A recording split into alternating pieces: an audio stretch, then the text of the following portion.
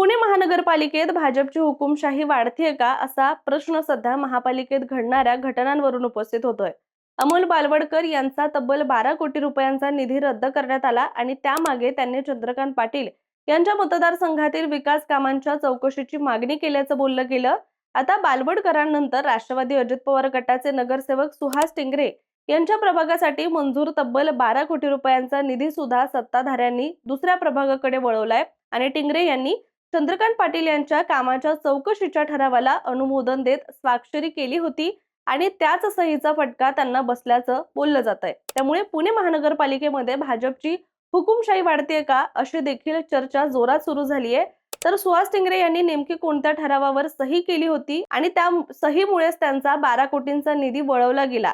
पुणे महानगरपालिकेत खरंच सत्तेचा गैरवापर होतोय का या सगळ्या प्रश्नांचा आढावा पुढील काही मिनिटात घेऊया। नमस्कार, मी रामेश्वरी आणि तुम्ही पाहताय कट टू कट। सगळ्यात आधी हे प्रकरण नेमकं कुठून सुरू झालं होतं हे समजून घेणं महत्त्वाचं आहे। तर संपूर्ण वादाच्या केंद्रस्थानी आहेत राष्ट्रवादी काँग्रेसचे नगरसेवक अमोल बालवडकर आणि सुहास टिंगरे, तर दुसऱ्या बाजूला आहेत भाजपचे ज्येष्ठ नेते आणि राज्याचे उच्च व तंत्र शिक्षण मंत्री चंद्रकांत पाटील। काही दिवसांपूर्वी अमोल बालवडकर यांनी पुणे महानगरपालिकेच्या स्थायी समितीसमोर एक प्रस्ताव मांडला होता। कोथरूड विधानसभा मतदारसंघात जिल्हा नियोजन समिती, आमदार, स्थानिक विकास कार्यक्रम आणि इतर निधीतून महापालिकेच्या माध्यमातून झालेल्या विकास कामांबाबत हा प्रस्ताव होता आणि या कामांची किंमत सुमारे 38,15,600 रुपये असल्याचं देखील सांगितलं जातंय। ही कामं चंद्रकांत पाटील यांच्या आमदार निधीशी संबंधित असल्यामुळे बालवडकर यांनी या कामामध्ये गैरप्रकार झाल्याचा आरोप केला आणि कमी खर्चात होणाऱ्या कामांची बिलं फुगवून काढण्यात आल्याचा देखील दावा यामध्ये होता। त्यामुळे या कामांचा विशेष ऑडिट करण्यात यावं अशी त्यांनी मागणी केली होती आणि इथूनच या प्रकरणाला राजकीय रंग चढला।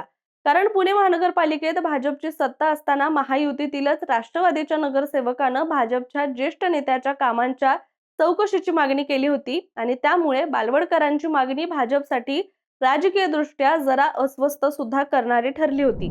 अखेर स्थायी समितीनं त्यांचा चौकशीचा प्रस्ताव दफ्तरी दाखल केला, म्हणजेच या मागणीवर पुढे कारवाई न करता तो विषय बाजूला ठेवण्यात आला। पण त्यानंतर या प्रकरणाला वेगळंच वळण मिळालं। बालवडकर यांच्या प्रभागातील विकास कामांसाठी मंजूर झालेला तब्बल 12 ते 15 कोटी रुपयांचा निधी रद्द करण्याचा प्रस्ताव महापालिकेच्या सर्वसाधारण सभेत आणण्यात आला, जो की रस्ते, ड्रेनेज, उद्यानं आणि इतर मूलभूत सुविधांसाठी हा निधी होता। सुरुवातीच्या अर्थसंकल्पामध्ये या प्रभागासाठी पुरेशी तरतूद नसल्याने वर्गीकरणाच्या माध्यमातून निधी उपलब्ध करून देण्यात आला होता।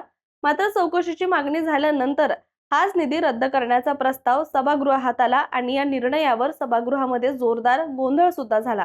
दरम्यान बालवडकर यांनी आपल्या निधीच्या प्रस्तावावर बोलण्याची आणि आपली बाजू मांडण्याची मागणी केली। प्रत्येक विषय वाचून दाखवावा आणि कायदेशीर प्रक्रियेनुसार निर्णय घ्यावा अशी त्यांची भूमिका होती। मात्र सत्ताधारी भाजपने बहुमताच्या जोरावर मतदान घेतलं आणि 73 विरुद्ध 11 अशा मतांनी बालवडकर यांच्या प्रभागातील विकास निधी रद्द करण्यात आला। या निर्णयानंतर बालवडकर यांनी भाजपवर जोरदार हल्लाबोल केला आणि मी कुणाचंही नाव घेतलं नव्हतं, मी केवळ विकास कामांच्या चौकशीची मागणी केली होती। मात्र ही मागणी चंद्रकांत पाटील यांना बोचली आणि राजकीय दबावातून माझा निधी शून्य करण्यात आला असा त्यांचा आरोप होता। मात्र या सगळ्या प्रकरणात आणखी एक महत्त्वाची व्यक्ती होती, ती म्हणजे सुहास टिंगरे। कारण बालवडकर यांनी चंद्रकांत पाटील यांच्या कामाच्या चौकशीसाठी दिलेल्या पत्रावर अनुमोदन म्हणून सुहास टिंगरे यांनी सुद्धा स्वाक्षरी केली होती, म्हणजेच बालवडकरांच्या मागणीला त्यांनी पाठिंबा दिला होता आणि आता या स्वाक्षरीची राजकीय किंमत टिंगरेंना सुद्धा मोजावी लागली असल्याचं बोललं जातंय। दरम्यान गुरुवारी झालेल्या स्थायी समितीच्या बैठकीत सुहास टिंगरे यांच्या प्रभाग क्रमांक 2D मधील सुमारे 80 विकास कामांसाठी तरतूद करण्यात आलेला तब्बल 12 कोटी रुपयांचा निधी प्रभाग क्रमांक 3 मध्ये वर्ग करण्याचा प्रस्ताव मांडण्यात आला आणि राष्ट्रवादी काँग्रेसने या निर्णयाला विरोध केला।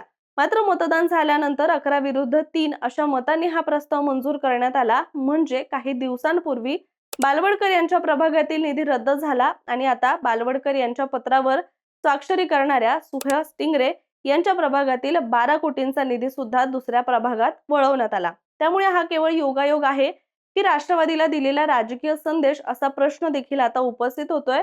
दरम्यान टिंगरे यांनी सुद्धा या निर्णयावर तीव्र नाराजी व्यक्त केली। चंद्रकांत पाटील यांच्या संदर्भातील पत्रावर स्वाक्षरी केली म्हणून माझा निधी काढून घेणं योग्य नाही अशी भूमिका सुद्धा त्यांनी मांडली आणि सत्ताधारी सोबतच विरोधक हे लोकशाहीतील परस्परांना पूरक घटक आहेत, शत्रू नाहीत असं देखील त्यांनी म्हटलं। विशेष म्हणजे निधी परत मिळवण्यासाठी भाजपकडे जाणार नाही तर या निर्णयाविरोधात आपण लढा देऊ अशी आक्रमक भूमिका सुद्धा सुहास टिंगरे यांनी यावेळी घेतली आहे। आणि खरं तर या संघर्षाची पार्श्वभूमी केवळ निधीच्या वादापुरती मर्यादित नाहीये, यामागे कोथरूडचं स्थानिक राजकारण सुद्धा महत्त्वाचं ठरत आहे। म्हणजे अमोल बालवडकर आणि चंद्रकांत पाटील यांच्यातील राजकीय मतभेद हे काही नवीन नाहीयेत। महापालिका निवडणुकीतील उमेदवारीपासून ते निकालापर्यंत दोन्ही बाजूंमधील संघर्षाची चर्चा झाली होती आणि कोथरूडमध्ये भाजपची मजबूत संघटनात्मक ताकद असताना सुद्धा बालवडकर निवडून आले आणि त्यानंतरही दोन्ही बाजूंमधील राजकीय दुरावा कायम राहिला। त्यातच आता पाटील यांच्या निधीतून झालेल्या कामांच्या चौकशीची मागणी झाल्यामुळे हा संघर्ष पुन्हा एकदा समोर आलाय आणि याच पार्श्वभूमीवर महापालिका सभागृहातील भाजपचे सभागृह नेते गणेश बिडकर यांनी सुद्धा राष्ट्रवादीच्या नगरसेवकांना इशारा दिला होता। राज्यात भाजप आणि राष्ट्रवादीची मैत्री असली तरी पुणे महापालिकेमध्ये तशी मैत्री राहणार नाही अशी भूमिका सुद्धा त्यांनी मांडली होती आणि त्याला राष्ट्रवादीचे विरोधी पक्षनेते ॲडव्होकेट निलेश निकम यांनी सुद्धा आक्रमक उत्तर दिलं। सत्ताधारी नियमाने वागणार असतील तर आम्ही सुद्धा प्रत्येक काम नियमाने होतंय की नाही यावर लक्ष ठेवू अशी भूमिका त्यांनी मांडली होती। म्हणजेच राज्यातील महायुतीचा राजकीय समझोता एका बाजूला आणि पुणे महानगरपालिकेतील स्थानिक राजकारण दुसऱ्या बाजूला अशी काहीशी परिस्थिती इथे निर्माण झाली।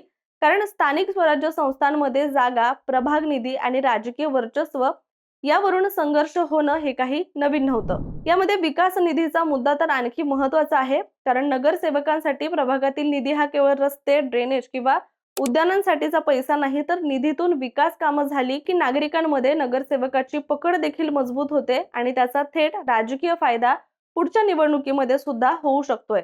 त्यामुळे निधी रोखणं किंवा दुसऱ्या प्रभागात वळवणं याचा प्रशासकीय निर्णयापेक्षा मोठा राजकीय परिणाम सुद्धा होऊ शकतोय। त्यामुळे आता अमोल बालवडकर यांच्या निधीपासून सुरू झालेला हा वाद सुहास टिंगरे यांच्या 12 कोटी रुपयांच्या निधीपर्यंत पोहोचलेला आहे आणि टिंगरेंची स्वाक्षरी आणि त्यानंतर निधी वर्ग करण्याचा निर्णय यामध्ये खरंच काही राजकीय संबंध आहे का याचं उत्तर सध्या स्पष्ट नाहीये। मात्र या निर्णयामुळे भाजप आणि राष्ट्रवादीमधील स्थानिक संघर्ष पुन्हा एकदा उघडपणे समोर आलाय आणि राज्यात महायुती एकत्र असली तरी पुणे महानगरपालिकेमध्ये मात्र निधी आणि राजकीय वर्चस्वासाठी दोन्ही पक्ष आमने-सामने येताना सुद्धा दिसतायत।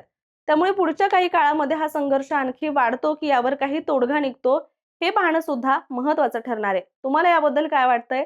सुहास टिंगरे यांच्या प्रभागातील 12 कोटींचा निधी वळवण्यामागे खरंच काही राजकीय कारण आहे की आणखी काही वेगळं कारण?